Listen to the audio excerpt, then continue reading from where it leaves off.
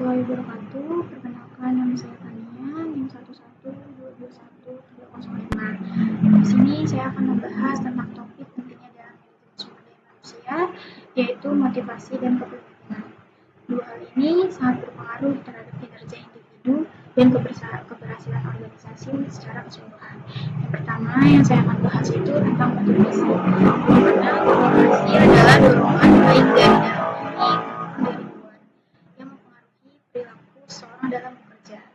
Dan teori motivasi klasik yang saya akan bahas ini, yang pertama ada teori Maslow dengan hierarki kebutuhan dari fisiologis hingga aktualisasi diri.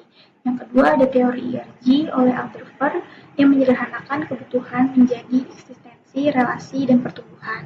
Kemudian ada teori dua faktor Hertzberg yang membedakan antara faktor motivator, yaitu seperti prestasi dan pengakuan, dan faktor higienis seperti gaji dan kondisi kerja.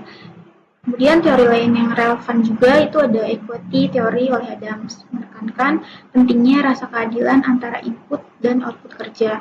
Yang kedua ada ekspektansi teori dari Fromm, bahwa seseorang akan termotivasi jika mereka yakin usahanya membawa hasil yang bernilai.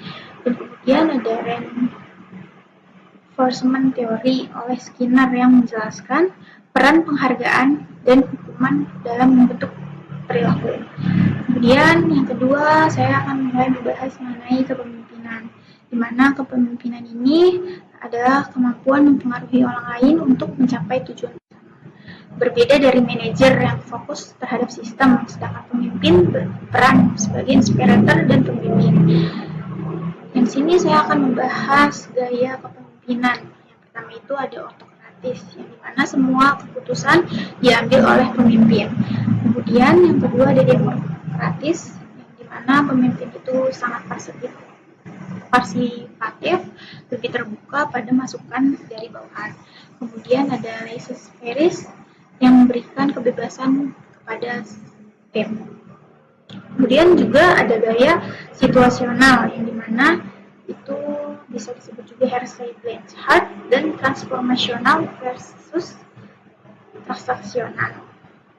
Dari segi teori, saya mengenal ada trait theory yang menekankan sifat bawaan pemimpin. Kemudian ada behavioral theory yang fokus pada perilaku pemimpin. Dan kemudian ada contingency theory yang menyarankan kepemimpinan harus menyesuaikan situasi. Dan terakhir ada charismatic serta visionary leadership yang menginspirasi lewat visi dan pengaruh pribadi.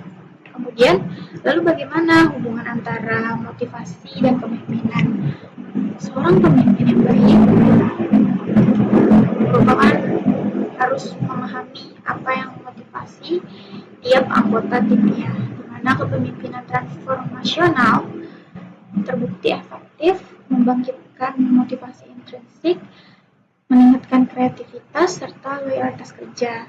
Contoh nyata yang bisa kita ambil itu dari perusahaan Google, yang dimana mereka menumbuhkan budaya kerja yang inklusif, fleksibel, dan mendorong inovasi lewat kepemimpinan visioner. Kesimpulannya dari materi kali ini yaitu keberhasilan organisasi sangat ditentukan oleh bagaimana pemimpinnya termotivasi dan memimpin tim.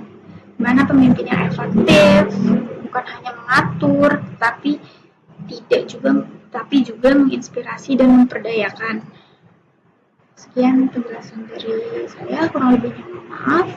Bila berkenan, saya ingin memberikan pertanyaan kepada kalian yang menonton video ini.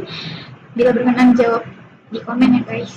Untuk pertanyaannya itu, sudahkah kita menjadi pemimpin yang baik untuk diri sendiri serta orang lain?